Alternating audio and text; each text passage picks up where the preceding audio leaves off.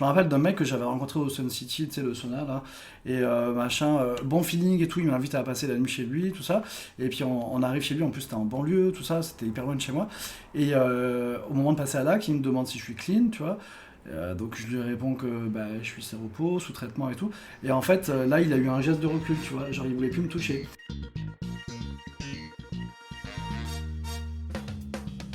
Le VIH, c'est un virus qui est apparu dans les années 70, à la fin des années 70, et qui a touché, pour commencer, la communauté homosexuelle, et ensuite qui s'est propagé plus largement. Donc moi c'est Fred, j'ai 38 ans, je vis à Paris, donc je suis gay, je suis en couple séro-différent, c'est-à-dire que moi je suis séropositif et mon conjoint est séronégatif. On est ensemble depuis bientôt 6 ans, ce qui en un gay fait presque 12 ans, parce qu'il faut multiplier par 2. 14, je crois que c'est Voilà. pas Je suis séropo depuis bientôt 10 ans, c'était en 2009, je vais fêter mes 10 ans au mois de décembre. Je dis fêter parce que j'ai beaucoup d'humour et d'autodérision par rapport au VIH. Voilà, je le vis plutôt bien aujourd'hui, ça n'a pas toujours été le cas, ça a été assez difficile les 2 premières années. Aujourd'hui, je le vis bien parce que j'ai appris à vivre avec, parce que ça m'a rendu plus fort, ça m'a permis de m'engager dans l'associatif, ça m'a permis de créer un blog, de faire plein de choses, de rencontrer de belles personnes. Donc voilà, et aujourd'hui je suis là pour témoigner, pour dire que je vais bien. Et je laisse la parole à mon pote.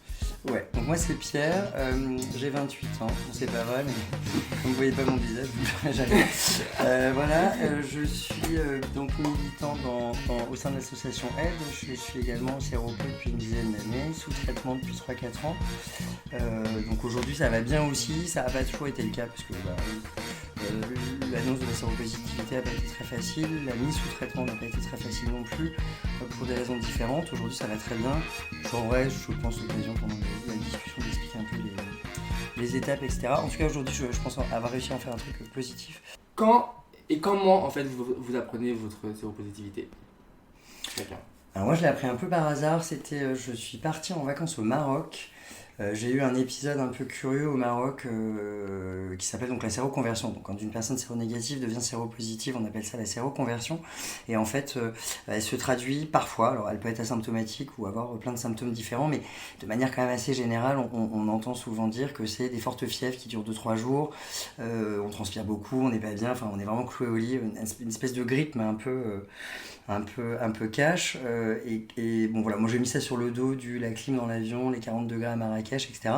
Et puis quand je suis rentré sur Paris, j'ai commencé à avoir des petits problèmes de bide. Bon, j'ai été voir un gastro, il s'avère que j'avais des petits parasites dans les intestins à la suite du voyage au Maroc. En revanche, comme je suis donc HSH, donc homme ayant des relations sexuelles avec des hommes, que c'est la communauté gay, on va dire en gros, elle est quand même super touchée par le VIH, etc. Le gastro m'avait dit ouais, ce serait quand même pas mal. Je lui avais raconté cet épisode au Maroc, les fièvres, etc. Ça l'avait un peu interpellé, il m'avait dit ce serait pas mal de faire un test. Et voilà, et en fait j'ai eu les retours de tous les examens, donc j'avais des parasites dans les intestins et j'avais le VIH dans le sang.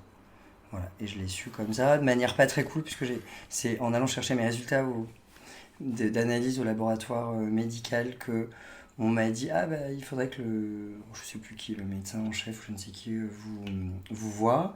Et donc j'ai été dans un petit bureau, enfin le mec s'est pas emmerdé, s'est assis, m'a demandé de m'asseoir et m'a juste dit tiens, qu'est-ce qui vous a poussé à faire ces analyses? Et les résultats sont positifs, il faut faire un test de confirmation. A priori, si vous êtes séropositif, si la sérologie est positive sur nos analyses, le résultat sera le même sur le test de confirmation, mais il faut le faire parce que c'est la loi. De faire un test de confirmation, on y est obligé. Et en gros, vous n'oublierez pas de payer vos 35,50€ à la sortie. Sympa. Bonne journée, à bientôt. Et après, on m'a rappelé quelques jours après pour me dire, donc par téléphone, on a la confirmation du Western Blot, qui est un test un peu plus... plus efficace et réponse plus rapide. Je crois qu'il faut 48 heures pour un Western Blot.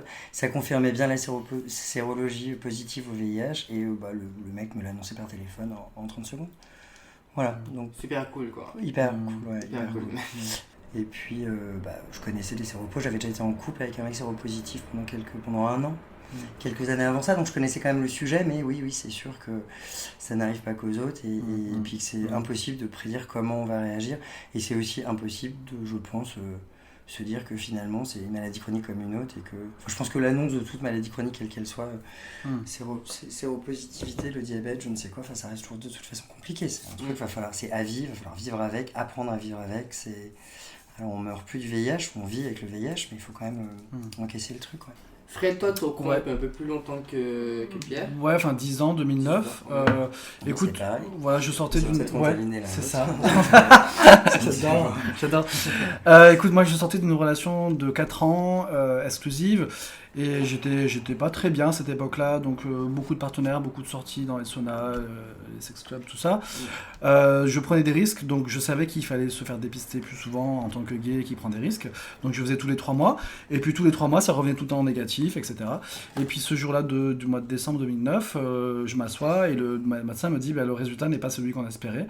Donc là en fait je me suis liquéfié et puis je n'entendais plus ce qu'il disait. En fait j'étais en train de réfléchir qui me l'avait transmis, comment c'était possible. Après t'es dans la culpabilité, t'es dans l'analyse, etc. Donc c'était assez compliqué. Je me souviens qu'en plus je venais de rencontrer un mec depuis quelques jours et ce soir-là il devait me présenter ses potes et tout. Donc j'avais annulé le truc, j'étais rentré chez moi, drama, j'arrêtais pas de pleurer. Je me souviens d'un truc qui m'avait marqué, c'est que je m'étais regardé dans le miroir et je trouvais que quelque chose avait changé en fait. Et c'était assez bizarre parce que finalement rien n'avait changé. Bon, j'avais eu, comme Pierre, une période de primo-infection, donc des symptômes qui ressemblaient à une grippe, donc une petite perte de poids, des ganglions, de la fièvre et tout. Mais bon, j'étais persuadé que c'était une grippe. Et puis voilà, donc ça, effectivement, ça n'a pas été facile du tout au départ. Surtout que j'étais pas hyper informé sur la réalité du VIH en 2009. Pour moi, c'était la maladie, la souffrance, la mort, etc. Donc forcément, c'était pas évident. Et à cette époque-là, j'aurais bien aimé avoir des témoignages de personnes qui le vivent bien. Parce qu'en fait, quand tu allais sur Google à cette époque-là, c'était pas hyper fun, quoi. Tu vois, c'était plutôt des témoignages de personnes qui le vivent pas bien. Et c'est normal parce que c'était les années 90, 2000, etc. Avant l'arrivée des trithérapies qui sont arrivées en 96. Et du coup, voilà, en termes de représentation, c'était pas terrible, en fait. Moi, j'ai fait mon premier test je pense au début de l'année. Okay. Et j'ai 21 ans. Okay. Et du coup, j'étais super stressé. Ouais. Et le jour des résultats, en attendant, j'ai cherché sur Google. Ouais. Et je pense que j'aurais envie de faire ça parce que Google, c'est vraiment la catastrophe. À Google, tu tapes tes symptômes et t'attends que le mot cancer apparaisse. Ouais, c'est ça. Mais c'est terrible quand tu tapes sida sur Google, t'as des images. Après, cela dit, je rebondis sur un truc que Fred disait. C'est pareil, moi, c'était sur une période. Je pense que la contamination est intervenue. Enfin, c'est pas je pense, et je suis sûr. Sur une période où ça allait pas très très fort, à la suite d'une perte de taf, d'une rupture amoureuse, t'es pas très bien dans ta tête, t'as une estime de soi qui est... Enfin moi j'avais une estime de moi qui était pas au top à cette époque-là. C'était compliqué, en plus j'ai vécu 9 ans à l'étranger, j'étais rentré il y a pas si longtemps que ça de l'étranger. Je vivais dans une colocation, il y avait quand même pas mal de produits psychoactifs, donc on faisait beaucoup la fête et tout ce qui va avec, et c'était vraiment pas la période où j'étais le mieux dans mes pompes et dans ma vie. Et je pense que c'est ce genre de période qui encourage aussi largement les prises de risques quand les gens sont plus ou précaires, ou, et je parle pas forcément de financièrement, mais ou plus fragiles, ou plus ont moins de repères, etc. Ils sont effectivement de fait plus vulnérables, et c'est là qu'ils prennent plus de risques. D'où l'importance alors si prise de risque il doit y avoir, de se faire dépister effectivement régulièrement, de se protéger tant que faire se peut, etc. Dans les périodes où on est plus vulnérable, parce que c'est clairement là où on prend le plus de risques, clairement. Et du coup, lorsqu'on après avoir découvert qu'on est séropo, comment on réagit? C'est quoi les premières pensées? Toi, tu as dit que tu as cherché, cherché à savoir qui t'avait transmis le virus, mais c'est quoi la première semaine? Qu'est-ce qui se passe dans la première semaine? Il se passe plein de choses. Ouais, c'est compliqué. Enfin, après, je pense que c'est très personnel. Enfin, ça dépend des gens. Moi, je sais que j'avais une forme de culpabilité parce que j'estime que j'étais quelqu'un d'informé, voilà, et j'étais pas encore engagé dans le monde associatif, mais je suivais beaucoup l'actualité gay, etc. et tout. Et en fait, ce qui a été compliqué, c'est la réaction des gens. Moi, j'en ai parlé vite autour de moi parce que j'avais besoin d'en parler, et t'avais des réactions parfois condescendantes. Alors t'avais soit les gens qui disaient le pauvre, un peu de la pitié, etc. Soit je me souviens de la mère d'une copine qui m'avait dit ah mais comment ça a pu t'arriver à toi, machin, qui me faisait la morale. Du coup compliqué. Je me souviens de ma belle-sœur qui s'était mise à pleurer. En fait, t'as plein de réactions différentes, et du coup c'est presque toi qui te retrouves à devoir rassurer les gens. C'est un peu comme le coming out en fait. Moi je dis souvent que le fait de parler de son statut sérologique quand t'es PD, c'est un second coming out en fait. Et du coup tu te retrouves à devoir rassurer les gens, etc. Et en fait si t'es pas armé pour ça, ça peut être compliqué. Avec du recul, je pense que j'aurais dû attendre un petit peu avant de le dire à tout le monde autour de moi, et choisir les gens avec parcimonie, etc. Parce qu'effectivement du coup tu te retrouves à devoir gérer des situations qui sont parfois compliquées alors que toi-même t'es fragile, toi. Donc c'était un peu... Papier, je sais pas comment Alors moi, le moment où on me l'a appris, j'étais assis sur une chaise. L'impression très nette, hein, et ça c'est un truc dont je me souviendrai toute ma vie, je pense. C'est l'impression que tout s'écroule. En fait, tout s'est écroulé autour de moi, à part la chaise et le cul que j'avais posé sur la chaise. En fait, mais tout le reste, je voyais plus le médecin qui me parlait, enfin le mec du labo, je n'entendais plus ce qu'il me disait, je ne voyais plus les tableaux au mur, les étagères de dossiers, etc. C'est vraiment la sensation que tout est devenu très trouble d'un coup. Il restait plus que moi, cette chaise. Moi, le cul posé sur la chaise, et c'est le seul truc qui avait l'air de pas s'écrouler. Après, comme je disais, moi j'avais quelques potes, c'est des potes très proches, donc qui ont été au courant quasiment instantanément. Après, moi, à l'inverse, je l'ai pas forcément dit à tout le monde, j'ai attendu... je suis resté quelques jours chez ses potes, j'ai été très entouré, Voilà, il y a eu effectivement des réactions un peu étonnantes où je me suis retrouvé, moi, à devoir consoler des gens. C'est ça. C'est un peu le monde à l'envers. Mais ça a été plutôt anecdotique quand même par rapport au nombre de réactions plutôt super positives et super... Alors, je dis pas que... Je pense que je sais que ça a été dur, les gens me l'ont dit de longues années après, c'était super dur pour certains très proches. Voilà, après dans notre groupe d'amis, on avait une pote qui était elle aussi séropositive, mais elle était depuis bien plus longtemps. Donc c'était voilà. Après j'ai choisi les gens à qui je l'ai dit au fur et à mesure. Ça reste vraiment frères, sœurs, amis, proches, etc. Dans le milieu professionnel, je l'ai toujours plus ou moins dit aussi. Pas à tout le monde et pas dès le début, mais voilà. Enfin, j'arrive pas en entretien d'embauche, je suis séropo, voilà, j'évite de... Mais comme une femme enceinte va pas arriver en disant je suis enceinte de 3 mois, et voilà, enfin, on fait toujours dans le milieu professionnel un peu plus gaffe. Mais globalement, et là je pense qu'aujourd'hui, il y a peut-être, alors hors milieu associatif, parce que dans Aide, tout le monde le sait, et voilà, et je sais pas... Enfin, je vais pas quantifier, mais c'est vraiment les potes proches, les gens que je connais depuis longtemps, les gens en qui j'ai confiance. Il y a une pote, je me souviens, qui a pleuré pendant 1 heure non-stop, mais qui pleurait, hurlait, tapait sur les murs.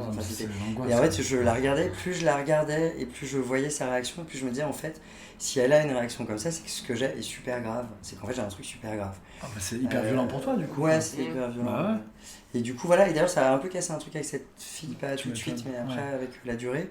Elle s'est éloignée ou tu t'es éloigné ? Au début, personne s'est éloigné, mais au fur et à mesure, ça a quand même mis un petit froid. Et puis voilà, moi j'avais, sans raconter sa vie, mais était là pour elle à d'autres périodes qui avaient été très compliquées pour elle, sans que ce soit le même comment dire, bref, c'est la même situation. Mais globalement, ouais, j'hallucinais un peu Enfin, elle avait toujours pu compter sur moi, j'avais l'impression sur ce coup-là, je pouvais pas trop compter sur elle. Et puis un peu de décence, quoi. Enfin, quand quelqu'un t'apprend une nouvelle qui a priori pas une super bonne nouvelle au départ, tu fais juste un peu gaffe. Après, moi les pensées, je sais pas, je me souviens un matin m'être levé. Alors, c'est pas le premier truc qu'elle je pensais, mais quand tu ouvres ta fenêtre, ton truc, ton bidule, finalement cette pensée te revient en tête 2-3 jours après l'avoir appris. Et t'es là, merde, putain, c'est vrai qu'il y a ça, je suis séropo. Alors, il y a des moments où je me disais, bon, t'as pris des risques, Coco, tu savais aussi ce que tu faisais, puis bon, bah voilà, c'est la vie, il va falloir. Là, va falloir être fort en fait, c'est le moment, il va falloir sortir un peu tes tripes et tes couilles et machin. Et y aller, il y a des moments où c'était plus. Je me sentais abattu, découragé. Pendant plusieurs mois, je ne pouvais plus voir mon sang. C'est-à-dire que.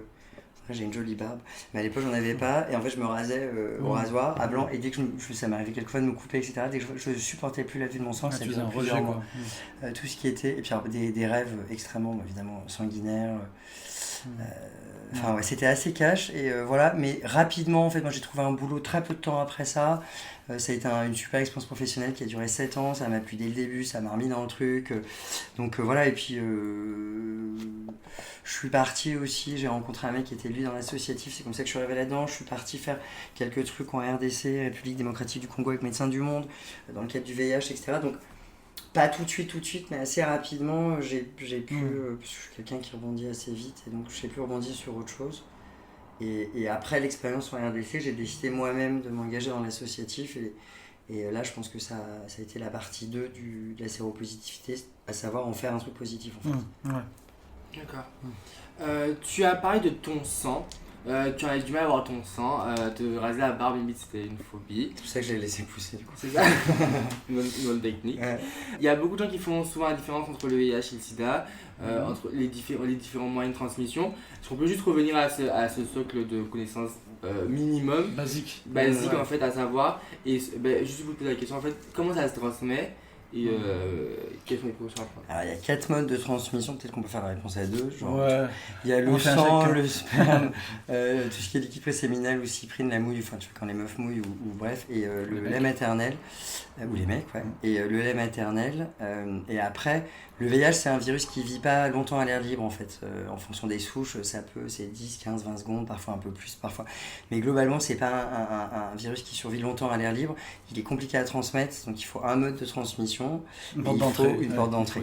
C'est pas juste, je me coupe, tu te coupes, je me frotte la main à ta main, tu vois, sur nos coupures, et paf, tes séropos, ça fonctionne pas comme ça. Il faudra vraiment que j'aille moi avec mon doigt couplé, bien au fond de ton truc, et pour ça, il faudra aussi que je sois contaminant, parce que nous, on est traité, donc une personne séropositive sous traitement depuis plus de 6 mois, et qui a une charge virale indétectable, n'est plus contaminante. Donc voilà, mais si on imagine que je n'étais pas sous traitement et de fait peut-être contaminant, et ben il faudrait vraiment que j'aille enfoncer, enfin tu vois, et les portes d'entrée, c'est tout ce qui est muqueuse, les yeux, la bouche, la gorge, muqueuse vaginale, muqueuse anale. Et la différence entre VIH et SIDA, elle est simple. Donc le VIH, c'est le virus. Nous, grâce à nos traitements, le virus, il est contenu, il est endormi, il est bloqué, enfin comme tu veux. En fait, on prend un traitement tous les jours, c'est ce qu'on appelle une trithérapie, ce qui fait que le virus ne se réplique pas dans notre système, d'accord ? Et comme disait Pierre, donc la charge virale, donc le taux de virus dans le sang est indétectable. C'est-à-dire qu'on ne peut plus transmettre le virus, d'accord ? Le sida, c'est les personnes soit qui n'ont pas accès au traitement selon le pays dans lequel ils sont dans le monde, soit qui ne sont pas dépistés, c'est-à-dire ça fait des années en fait qu'ils sont séropos et du coup ils ont le virus il s'est tellement répliqué dans le système immunitaire que du coup le système immunitaire il est très faible et il va y avoir ce qu'on appelle des maladies opportunes. Et c'est comme ça que tu peux choper une pneumonie, j'arrive pas à le dire, ou une grippe. Tu peux même mourir d'une grippe quand tu es en stade sida, ton système immunitaire est tellement capoute. Exactement. Et aujourd'hui, stade sida, en France, il n'y en a pas beaucoup normalement. Les gens qui sont en stade sida aujourd'hui, c'est soit des gens qui n'ont jamais été dépistés, soit des gens qui n'ont pas voulu prendre le traitement, ou voilà, c'est assez rare en France. Voilà. Aujourd'hui, le souci en France, c'est les personnes, on va dire, c'est ce qu'on appelle l'épidémie non diagnostiquée. Aujourd'hui, on estime qu'il y a 25 000 personnes en France qui sont porteurs du VIH et qui l'ignorent parce qu'ils ne se font pas dépister, et du coup, qu'ils transmettent à d'autres personnes sans le savoir. Voilà. Aujourd'hui, la plupart des séropos sont sous traitement indétectable, donc en fait, il y a moins de risques limite de coucher avec un séropos indétectable qu'avec un séronégatif entre guillemets qui se fait pas dépister et qui peut-être a une charge virale importante et donc contaminant. Donc c'est un petit peu ça. D'accord. C'est très complet, on a compris. Là, j'espère que les gens qui écoutent auront la base. On essaye de pas être trop scientifique, mais il y a des trucs. On a presque envie de l'avoir. C'était très clair. Tous les deux, vous m'avez dit lorsque vous avez appris la nouvelle que vous l'avez directement dit à vos proches, à votre entourage proche, aux gens à qui vous faites confiance. Est-ce que vous êtes passé par cette pensée de honte, parce que c'est quand même quelque chose avec... Il y a beaucoup de sérophobie dans la communauté queer, la communauté... le système actuel dans lequel on est. La communauté humaine. Est-ce que vous n'avez pas eu cette peur de vous faire rejeter Moi non, c'est plus le sentiment de honte, il existe, mais c'est plus ta honte, en quelque sorte, de devoir annoncer une nouvelle comme ça aux gens que t'aimes, parce que tu sais que ça va leur faire du mal, les faire souffrir, etc. Que tu te sens un peu con quand même, parce que tu te dis, putain, effectivement, comme disait Fred tout à l'heure, on a aussi des... moyen de ça, on savait clairement les risques qu'on prenait, ce que ça encourait, etc. Et puis il y a effectivement un truc lié, il y a quand même un truc qui est pas très clairement dit, qui est pas très... Mais en même temps on le sait tous, tu l'as un peu mérité en fait. Dans l'absolu, c'est transmission, c'est mode de transmission, c'est sexuel essentiellement, et du coup quelqu'un se pointe en disant j'ai un cancer, les gens vont être en mode très boubou, mon pauvre, ma pauvre, c'est terrible ce qui t'arrive, etc. Il va falloir être forte, nanana.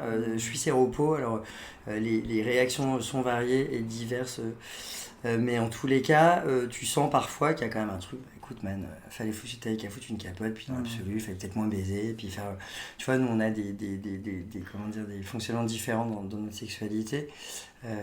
Fred est beaucoup plus facile que moi. C'est une fille facile. Mais en revanche, je veux dire, moi tu vois, j'ai jamais traîné sauna, je sais pas si à l'époque c'était le cas ou pas, mais moi sauna, bordel, ça m'a toujours fait chier en fait, et bon finalement c'est vraiment pas de bol, mais comme quoi il suffit d'une fois, ou deux, je veux dire une prise de risque ou deux, quoi, et en fait... Ouais, il y a un peu sentiment de honte. Alors, dans la communauté gay, sur les applis, une fois ou deux, moi perso, je me suis toujours dit que ça me permettait de faire plus rapidement le tri entre les connards et les autres, tu vois. Parce que de toute façon, et sur les applis de plus en plus, de toute façon, c'est les mecs qui veulent pas de séropos, et pas de noirs, et pas d'arabes, et pas de petits, et pas de gros, et pas de chauves. Ils veulent des hétéros, quoi, en gros.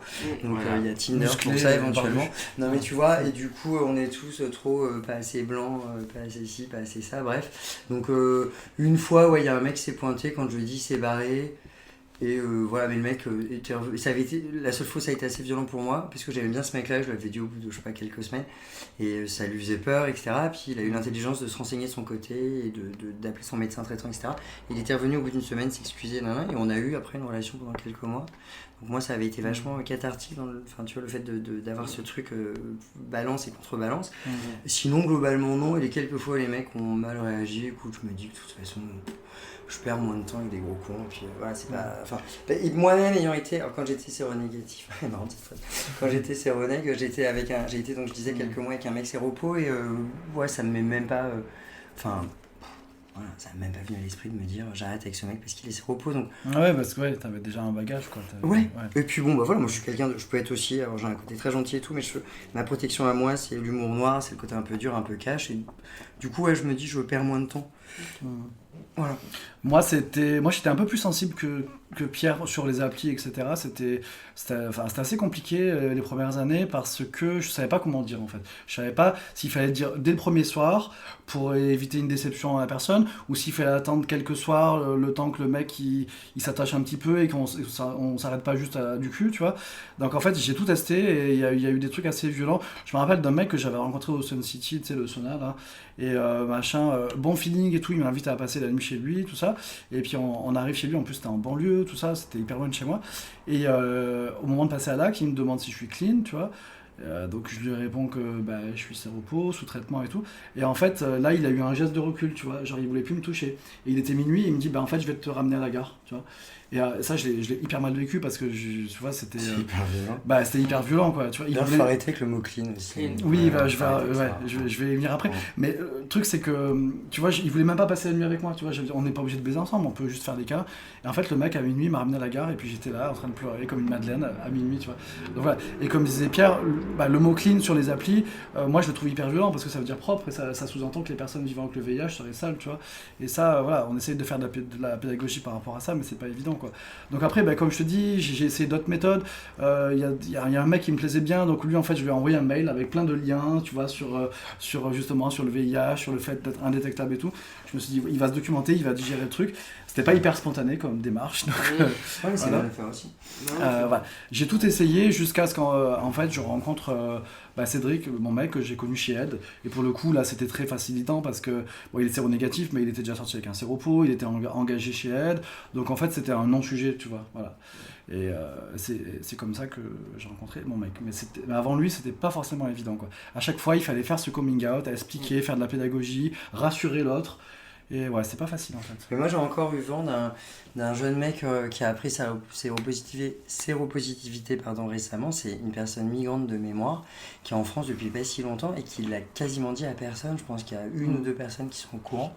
Et ça m'a vraiment scotché parce que je pense que c'est un mec qui doit avoir 22-23 ans, tu vois, plus ou moins ton âge, quoi.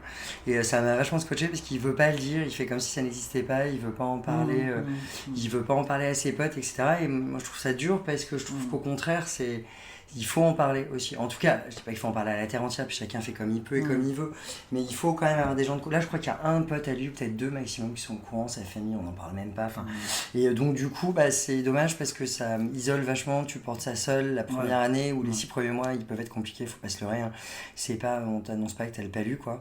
Voilà. Et moi, d'ailleurs, dans la seconde phase, ça avait été la mise sous traitement. La séropositivité, c'était passé assez vite, ça avait été relativement étonnamment facile. Par contre, la mise sous traitement, parce que je suis resté sans traitement pendant 7 ans, à l'époque, l'OMS, l'Organisation mondiale de la santé, préconisait pas la mise sous traitement immédiate. Donc voilà, et mon médecin traitant considérait qu'on n'a pas assez de recul sur les trithérapies. Et donc, c'est des traitements qui sont lourds, hein, sur les organes, notamment vitaux, etc. Et qu'on n'a pas assez de recul. Et lui me disait, écoute, tant que ton corps gère tout seul, en fait, ton corps gère le truc, on va laisser le système immunitaire faire son taf naturellement.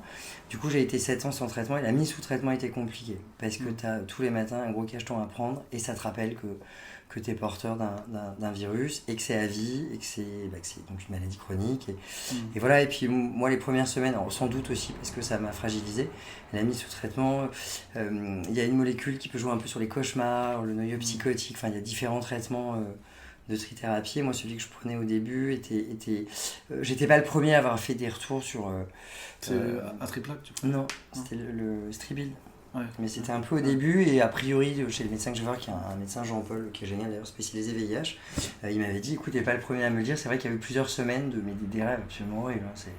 Je me baladais dans les camps de concentration, je décapitais des officiers SS, parce que je suis moitié juif, hein, je mélangeais un peu tout, tu vois, le judaïsme, la séropositivité, tout ça, et j'étais dans un rêve, je m'en suis fait un cauchemardesque, c'était un rêve, c'est un cauchemar, c'est un espèce d'avion à métal géant, là, comme le Condor dans les cités d'or, et j'appuyais sur un bouton et ça faisait tomber un truc comme ça, et il y avait des officiers SS alignés les uns à côté des autres, ça les décapitait. Donc ça c'était la drogue en fait, chérie. Non, il n'y a pas de drogue à l'époque, vraiment, les têtes sautaient, il y avait du sang partout, je me réveillais, j'étais en crise d'angoisse totale, et le sang revenait d'ailleurs beaucoup. Oui, évidemment, dans les rêves, forcément, c'est l'inconscient qui parle.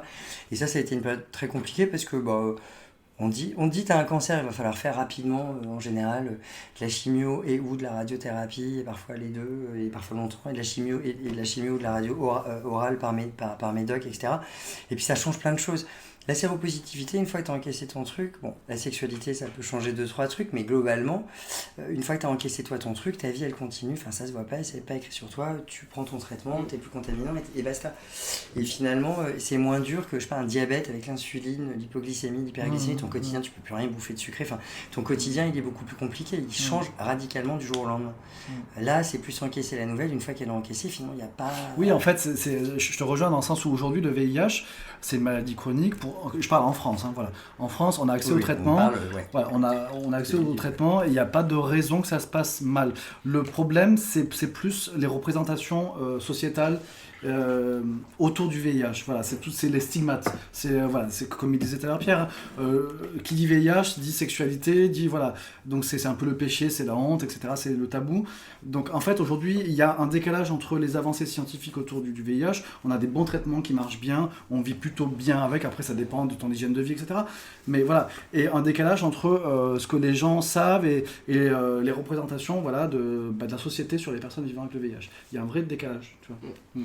Pour pouvoir justement diminuer et donner votre petite touche dans cette déconstruction, vous faites tous les deux des choses militantes à votre échelle. Alors, du coup, Pierre, tu es président de Aide Paris. Ouais. Et toi... Moi je suis blogueuse. Influenceuse. Non, en fait, moi je travaille pour Paris Sans Sida, je suis community manager. Et à côté de ça, effectivement, j'ai un blog où je parle de mon expérience, de personnes queer, PD, séropo. J'ai aussi un site qui s'appelle Parcours Positif et qui pour le coup, là, le but de ce site, c'est de montrer aux personnes qui viennent de découvrir qu'ils sont séropo que ça peut bien se passer, tu vois. Comme on disait avant, it's okay to be gay. It's okay to be HIV positive, tu vois. Mais ça rime pas. Bah ouais, je sais bien, mais bon, voilà. Il faut qu'on trouve une phrase. Voilà. Non, l'idée de ce parcours positif, c'est de dire qu'au début c'est dur, évidemment que c'est dur. Ouais. Mais après, tu vas franchir plusieurs étapes et il y a une forme de résilience. Et je parle pour moi, mais je pense que Pierre aussi. Quelque part, moi, ça m'a rendu plus fort, tu vois. Ça m'a permis de m'engager dans le monde associatif, ça m'a permis d'aider les autres, ça m'a permis de faire des choses. Donc voilà, moi j'ai essayé de transformer cette épreuve en quelque chose de positif et c'est ce que j'explique en fait dans Parcours Positif. Je mets des témoignages de personnes qui sont passés par des moments difficiles et qui vont mieux aujourd'hui. Et voilà. Et c'est pour donner de l'espoir aussi aux gens, parce que moi, en 2009, s'il y avait eu un site comme Parcours Positif, peut-être que je ne serais pas resté bloqué sur ces images anxiogènes de la mort, de la souffrance, etc. Je sais pas si tu connais la série américaine How to Get Away with Murder. Yeah. Tu vois, il y a un couple gay dedans, il y en a un des deux qui est séropo, l'autre il est sous PrEP et tout. Et je trouve ça génial, tu vois. Et on a besoin aussi de représentations comme ça, de gens qui nous ressemblent en fait. Parce que malheureusement, dans les fictions, souvent ce qu'on voit, Philadelphia, ou le biopic Freddie Mercury et tout, ça correspond à un truc des années 90 où les gens ils mouraient en fait, tu vois. Et aujourd'hui c'est plus le cas en France, encore une fois, hein, voilà. Donc ça serait sympa de montrer des séropos qui vont bien et qui sont en couple et qui baisent et qui bossent et qui font des choses et tout, pour donner et aussi parce que ça donne envie aux gens d'aller se faire dépister. Aujourd'hui il y a plein de gens qui se font pas dépister parce qu'ils ont peur, parce que sida égale mort et tout, et en fait ils savent même pas la différence entre VIH et sida, et du coup c'est pour ça qu'il y a plein de gens qui se font pas dépister aujourd'hui. Et nous on le voit chez ADA quand on fait du dépistage rapide, Pierre il peut témoigner, moi j'en fais plus trop, mais tous les gens, quand on anticipe le résultat, on leur demande comment tu réagirais si je t'annonce un résultat positif. Il y en a un sur deux, il est flippé de la mort, quoi. Pierre, je sais pas si tu... Complètement. Enfin, moi je dépiste moins depuis quelques temps, mais puis je fais des trucs avec le BAM aussi, Bureau d'accueil d'accompagnement pour les migrants, et c'est la même chose, et pourtant c'est des gens qui viennent de parcours différents, cultures différentes, etc. La question, pardon, à la base, c'est quoi? C'est comment déconstruire un peu, c'est ça? Apporter son petit truc pour déconstruire. Alors, moi, mon petit truc, ce serait qu'aujourd'hui, aujourd'hui, en fait, tout ce qui s'est passé depuis que je suis né, il y a 28 ans, fait ce que je suis aujourd'hui. Le VIH en fait partie dans mon parcours de vie, mon parcours de santé, de soins, etc. Moi, en fait, j'ai aucun regret, aucune honte, aucun rien du tout par rapport à ce que je suis aujourd'hui. Le VIH, ça fait partie de ma vie, mais comme des tas d'autres choses. Voilà. Du coup, il n'y a pas de regret. C'était à refaire, je le ferais pareil. Ça peut sembler un peu dur. Alors, je suis pas en train d'encourager les gens à aller se faire contaminer. Mais moi, personnellement, je parle pour moi en mon nom et ça n'engage que moi. C'est ma vie à moi. C'est à refaire, je le ferais pareil parce que ça m'a amené. Ça m'a amené dans l'associatif. Ça m'a permis de découvrir une voie aussi. Ça m'a permis donc la voie militante et associative. Je pense à ma petite échelle de faire ma part et d'aider les autres. Ça m'a permis de rencontrer des gens géniaux. Voilà, je connaîtrais pas plein de gens que je connais aujourd'hui. Enfin, ces gens-là seraient pas dans ma vie, donc toi, évidemment. Voilà, s'il y avait pas eu ça.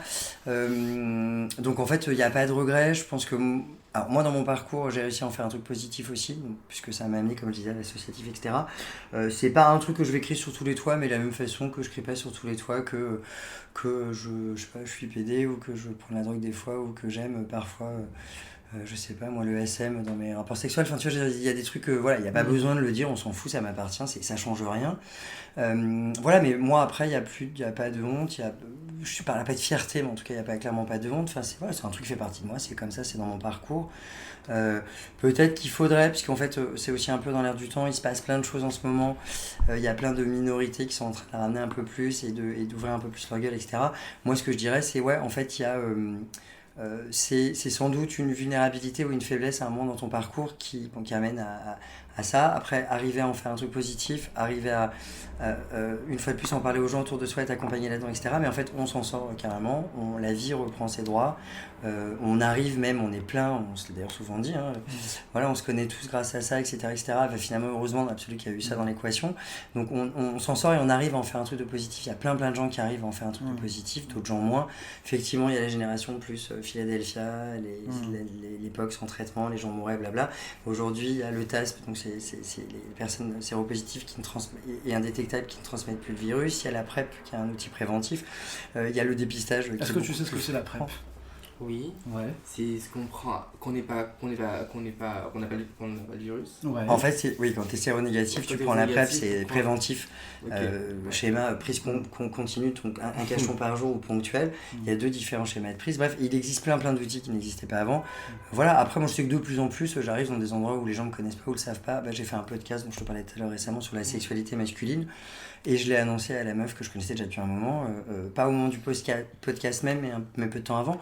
Voilà, j'ai bien senti que ça allait un peu scotcher 10 secondes, et puis 20 secondes, et puis elle est passée à autre chose, parce qu'elle a aussi des potes séropos autour d'elle. Mais en fait, j'encourage aussi les gens quand ils peuvent, parce que c'est pas toujours possible. L'univers, la cellule familiale, professionnelle, etc., les potes, tout ça, c'est pas toujours possible. Mais c'est vrai que je vous parlais de l'exemple de ce jeune homme tout à l'heure. Moi, ça me fout les boules de me dire que 22 ans, on en est encore à ça en fait. Il va vraiment falloir qu'on commence à avancer. Mais tout comme il va falloir qu'on commence à avancer sur le racisme, le sexisme, l'homophobie, les petites blagues, la petite blague qui va bien sur tel ou tel truc. Enfin voilà, je crois que c'est voilà, les séropos, il y en a dans je sais pas, il y a quoi, 70 millions de séropos dans le monde, comme il y a des gens, je sais pas, il y a des PD, il y a des lesbiennes, il y a des trans, des bi, des intersexes, des gens de couleur, des gens, enfin voilà, c'est de la diversité qui fait le monde et les séropos font partie de ce truc-là en fait. Est-ce que vous ressentez le poids de la sérophobie aujourd'hui en 2019 ? Non. Alors non, moi, on est en 2019 là. 2019 Ouais. 2018 T'as dit 2009. 2009. C'est parti 10 ans. Oula, on est parti loin. C'est encore un enfant. Ouais, 2010. Alors moi je dis souvent que je suis privilégié parce que j'habite à Paris, parce que je suis dans un milieu militant assez engagé, etc. Donc non, je le ressens pas au quotidien clairement, voilà. Mais j'imagine que pour le petit PD qui habite dans un village de province, ou même pas PD, enfin tu vois, moi j'ai plein de gens qui m'ont écrit suite à mon blog, et je pense à cette fille, c'est une nana qui est rebeu, qui habite dans un village et qui s'est fait rejeter par sa famille, et elle en parle à personne et tout. Est-ce que c'est repos ? Bah oui, pardon, elle est rebeu, c'est repos, et voilà, donc c'est compliqué. Et voilà, moi je le ressens pas, mais parce que je dis, voilà, je suis quelqu'un de privilégié. Voilà. Je suis un blanc qui habite à Paris et qui évolue dans un milieu plutôt dans une bulle safe et bienveillante en fait. Voilà. Je rejoins Fred là-dessus. Après, moi, comme je vais parfois en province ou dans des... tu sais, c'est le truc après le périph', tu vois. Ou des choses bref, et des fois à l'étranger ou des fois avec des potes qui sont pas du tout dans le milieu gay ou queer ou machin, etc., qui connaissent pas tout ça. J'ai pas toujours cette chance et cette espèce de bulle, tu vois, des fois la bulle elle explose. Et du coup, en tout cas, non, je ressens pas des fois des réactions un petit peu curieuses où il y a des gens à qui je le dirais pas parce que je sais que la réaction sera pas bonne et ça va clasher et ça va me gaver et puis c'est pas cool, ce sera pas un truc cool à vivre pour moi, mais globalement non, pas trop. Et puis en fait c'est pareil, ça arrive, tout le monde baise, faut pas se leurrer, une fois de plus il y a d'autres modes de contamination, c'est quand même beaucoup dans la baise, et du coup voilà, c'est plus en mode ça peut arriver à tout le monde, ça arrive à plein de gens, il y a sans doute plein de séropos autour de vous, autour de toi que tu ignores, enfin tu vois. Voilà, et il faut juste, je crois, faut pas, c'est la vie de la personne ne tourne pas autour de ça, il y a d'autres choses, faut arrêter d'en faire un gros blocage, c'est pas, mais je trouve que ça évolue quand même vachement. Parce que oui, effectivement, même le milieu gay, les applis et tout, des réactions violentes et des trucs un peu cash, le terme clean, tout ça. Puis il y a aussi des tas de gens géniaux, la PrEP commence à faire un peu son avancée, le TASC, les gens comprennent de plus en plus. Moi, je pense que ça évolue et que ça avance, mais... Et puis les gens qui ont moins cette chance, qui sont peut-être pas sur des grandes villes ou qui sont plus isolés ou je ne sais quoi, faut savoir qu'il y a des assos, qu'il y a des structures, qu'il y a des blogs comme celui de Fred qui existent. Il faut pas rester seul en fait. Il faut pas rester seul, il faut contacter. Le communautaire, il est hyper important. Il est hyper important. Mais juste pour rebondir quand même au niveau de la sérophobie, moi le seul endroit où j'en vois c'est sur les réseaux sociaux en fait, tu vois. Bon, après c'est les réseaux sociaux, donc il y a cette violence, il y a cette haine, voilà. La violence elle est partout dans les réseaux sociaux. Mais oui, c'est clair. Dans le racisme, elle est dans le sexisme. Mais bien sûr. Mais moi c'est le seul endroit où je l'ai subi, tu vois, quand j'ai lancé mon blog et tout. Mais après voilà, c'est des trolls, les gens je les bloque, voilà. Enfin, les gens qui me disent c'est bien fait pour toi, t'avais qu'à baiser avec une capote, c'est la haine gratuite en fait. Donc tu vois, je réponds même pas, je bloque. Mais c'est les seuls endroits où vraiment j'ai vu de la sérophobie. Mais ça m'a pas atteint, ça m'a pas touché. Toi par exemple, à t'as 2 personnes séropos face à toi, je connais pas ton statut, je m'en fous, peu importe, mais tu te dis quoi? Aujourd'hui, je fais une interview avec des... Ouais, non mais voilà. Et voilà, pour moi ça résume bien le truc en fait. Je pense que de plus en plus de gens, il l'intègre, il l'accepte, il machin, et basta quoi, tu vois. Mais je pense que voilà, il y a quand même ce besoin de déconstruire le truc, déconstruire l'idée que la société s'est faite de VIH égale SIDA, SIDA égale mort. Voilà, parce que moi je suis quand même arrivé, je suis arrivé sur Paris il y a 3 ans. En arrivant sur Paris, j'avais vraiment rien de déconstruire. J'avais plein de propos problématiques. Et c'est en commençant tous mes podcasts et à un peu m'intégrer dans le milieu militant que j'ai commencé à déconstruire énormément de choses. Est-ce que vous luttez seulement pour les personnes dans la sphère safe, ou vous allez plus loin que cette sphère? Alors moi, mon engagement militant, il est... je commence. Moi, c'est les populations. Alors moi, le milieu... on dit HSH dans le milieu associatif, parce que il y a des mecs qui couchent avec des mecs qui sucent des bites ou qui se font sucer par des mecs qui se définissent pas forcément comme gays. Donc HSH ou gueux ou peu importe. C'est une comment dire... je perds mes mots. Une communauté relativement informée, je pense que c'est pas là où il y a le plus gros boulot à faire, etc. Moi je sais que je vais beaucoup plus vers... Alors moi ce qui m'intéresse beaucoup plus, le boulot à faire là-dessus, ça va être sur les personnes migrantes, parce que culturellement, etc., déjà, le sexe est hyper tabou, la sérophobie on n'en parle même pas. C'est un petit peu tout ce qui est travailleurs et travailleuses du sexe, les femmes d'une manière plus générale aussi, parce que je pense que c'est elles qui sont le plus invisibilisées, tu vois, souvent, etc. Donc moi, dans le milieu gay, une fois de plus, ça reste quand même un milieu, je trouve en tout cas à Paris, c'est privilégié, il y a de la thune, mais bon, moi je trouve ça un peu chiant à titre perso, hein, tu vois, c'est quand même très blanc, c'est quand même très, tu vois, c'est un peu chiant.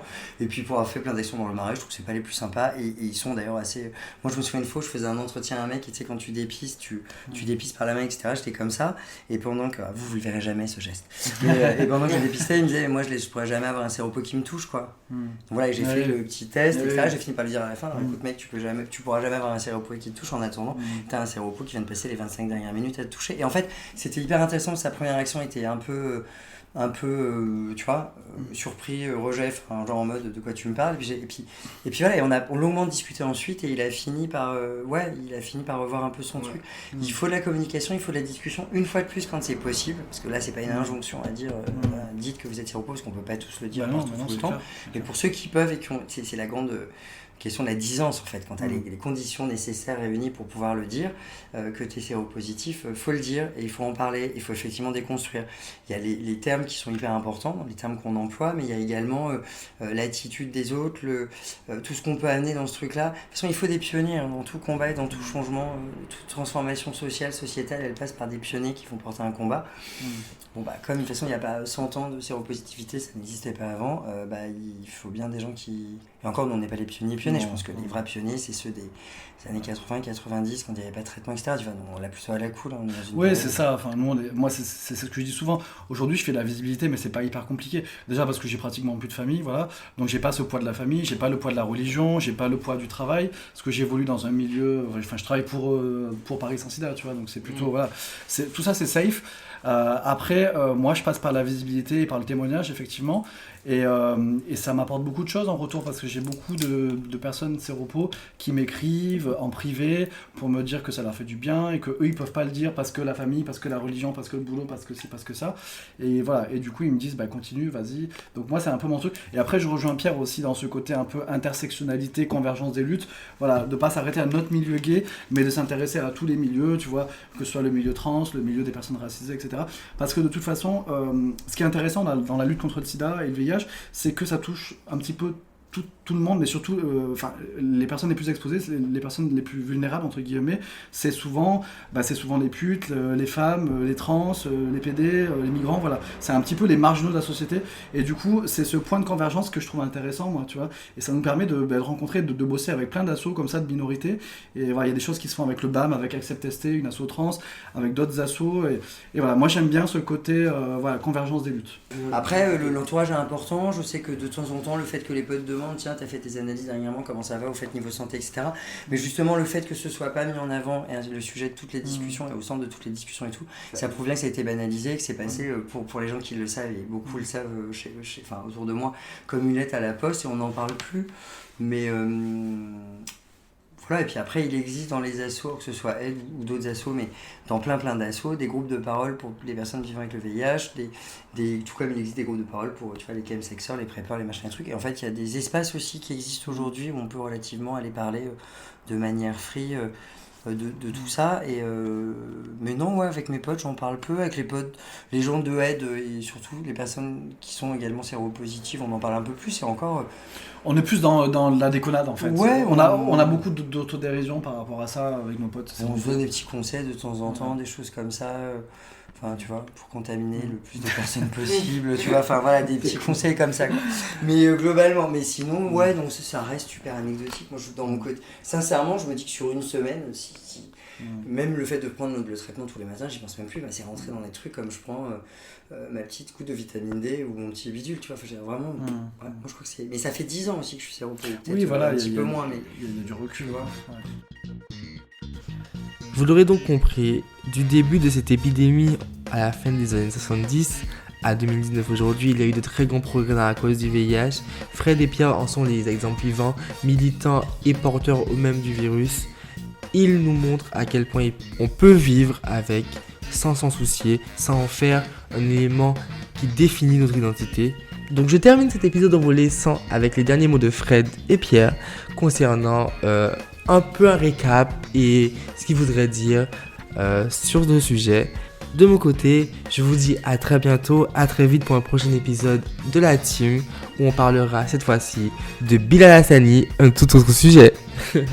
Elle est pas seule déjà, qu'il y a plein de séropos, qu'il y a plein d'assauts, que elle est pas sale, elle va avoir une vie normale, elle va prendre son traitement, elle sera vite indétectable, donc elle pourra plus transmettre le virus, et ça en tant que personne vivant avec le VIH, c'est hyper important de savoir qu'il est là mais qu'il est endormi et que tu peux plus le transmettre.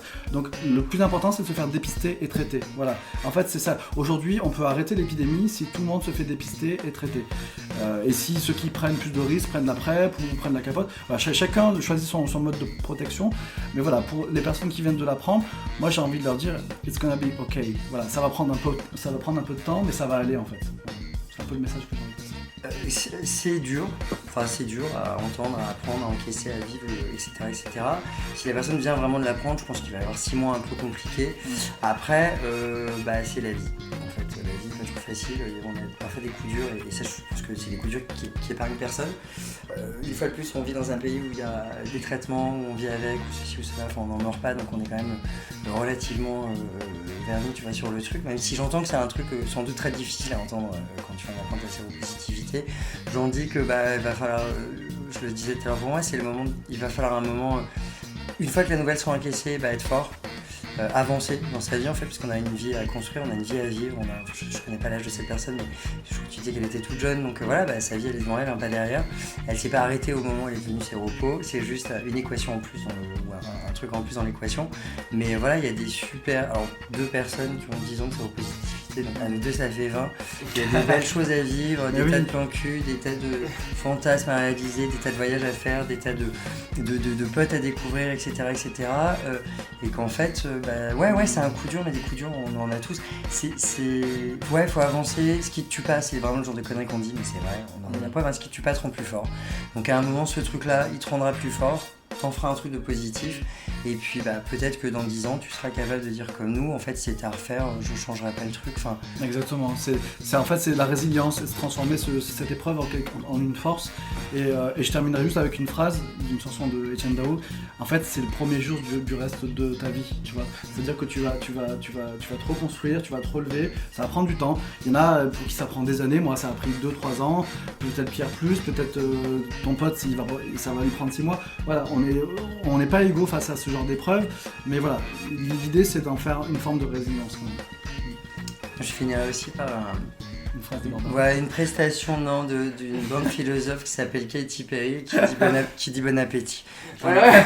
Baby, bon appétit baby. Bon appétit baby, très important le dernier mot. Ah oui.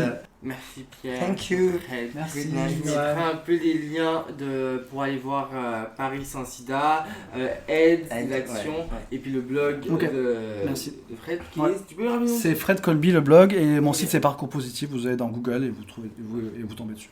Parfait. Merci beaucoup. Merci.